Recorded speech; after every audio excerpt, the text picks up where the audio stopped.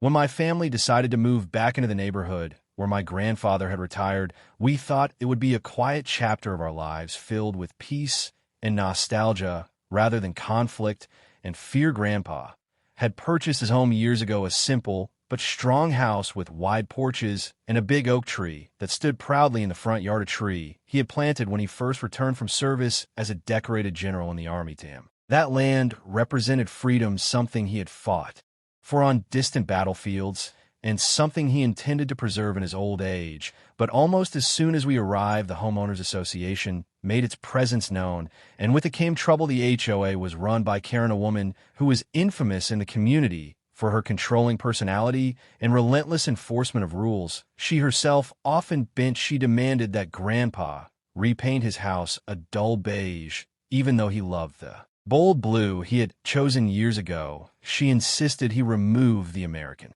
flag he proudly flew on the porch, saying it violated the association's aesthetic standards. She even told him to cut down his oak tree, claiming its branches stretched too far onto the sidewalk. Grandpa always answered her demands the same way, with a calm but firm no. He had fought for freedom across oceans, and he was not about to surrender it on his own soil. Karen, however, was not used to resistance. The more he refused, the more determined she became, and soon what began as a simple disagreement turned into open hostility.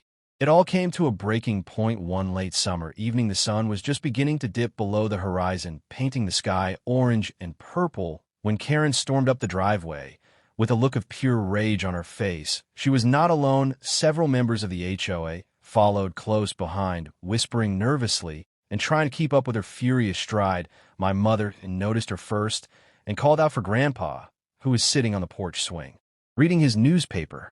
When he saw her coming, he folded the paper carefully and rose to his feet, his tall figure still carrying the commanding presence of a man who had spent decades in uniform. Karen wasted no time. She began shouting, accusing Grandpa of defying community regulations, of making the neighborhood look bad, and of challenging her authority. The neighbors peeked out from their windows, some stepping outside to see what was happening. But before anyone could process what was unfolding, Karen reached into her purse and pulled out a small black pistol. The sight of it froze the air around us. A collective gasp went through the crowd as she pointed it directly at my grandfather, her voice shaking with fury as she screamed that he would follow her rules or else. I remember clutching my mother's hand so tightly my knuckles turned white. The gun gleamed in the fading sunlight, a terrifying reminder of how far this feud had gone.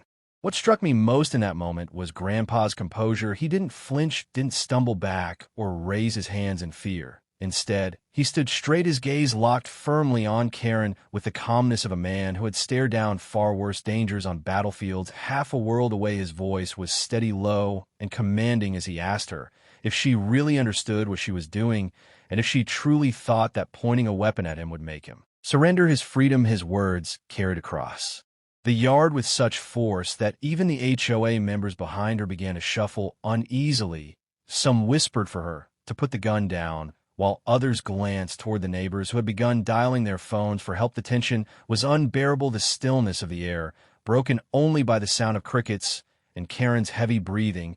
I could feel my own heart pounding against my ribs, every second stretching out like an eternity. Would Karen really pull the trigger, or would Grandpa's unshakable resolve force her to reconsider? No one knew, but in that moment, everyone realized one thing. She had picked the wrong man to intimidate. Karen's hand shook as she kept the pistol aimed at my grandfather, but the more she tried to steady herself, the more obvious it became that she was terrified not of him hurting her, but of the fact that her authority was crumbling right there in front of the whole neighborhood. For years, she had thrived on intimidation, barking orders at residents, fining them for the smallest infractions, and humiliating anyone who dared question her. But now, faced with a man who had commanded soldiers in war zones, she found herself outmatched in every possible way. Grandpa slowly took one step forward, his boots crunching against the gravel driveway, each movement deliberate and unhurried. His voice was calm and steady, yet it carried the weight of 100 battles. He told her that he had looked into the eyes of enemies far more dangerous than her, and that fear had no place in his heart anymore. He reminded her that this was his home, his land, his tree, and his flag, and that no piece of paper signed by a board of self-important neighbors could ever override the freedom he had bled to protect. His words were not shouted, but delivered with the kind of conviction that pierced deeper than any scream, and for the first time, I saw Karen falter. She blinked, her eyes darting from his unshaken stare to the growing crowd of neighbors who were now openly whispering and recording the standoff on their phones. The more she realized she was being watched, the less certain she became, until her arm began to lower just slightly. It was then that the flashing lights of police cars reflected off the windows of nearby houses. A neighbor had already called 911, and within moments uniformed officers rushed onto the scene, their voices loud and commanding as they demanded Karen drop the weapon. The gun clattered onto the driveway, and Karen froze, her face drained of color, as officers moved in and placed her in handcuffs. The crowd erupted in a mix of relieved sighs and murmurs of disbelief as they watched the self-proclaimed queen of the HOA led away like a criminal. Grandpa, however, remained composed. He simply adjusted his hat and stepped back onto his porch as though he had just finished another day at work. The officers asked him questions, making sure he was unharmed, and he answered with the same calm dignity he had carried throughout the ordeal. When one officer asked how he managed to stay so steady with a gun pointed at him, he replied with a faint smile that fear only wins when you let it, and that he had spent his life refusing to bow to it.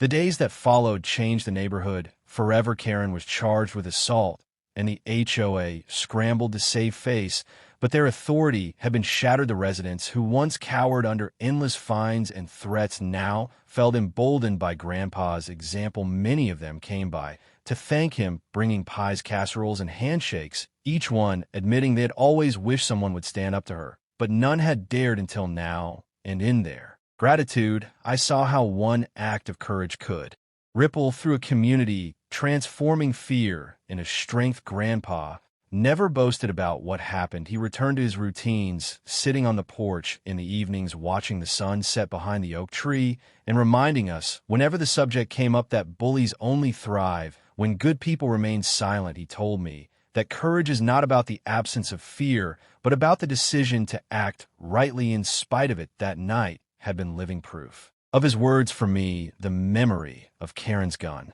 gleaming in the fading light and the sight of my grandfather standing tall, unbroken in front of her, would forever serve as a lesson that true strength is not in force, but in conviction.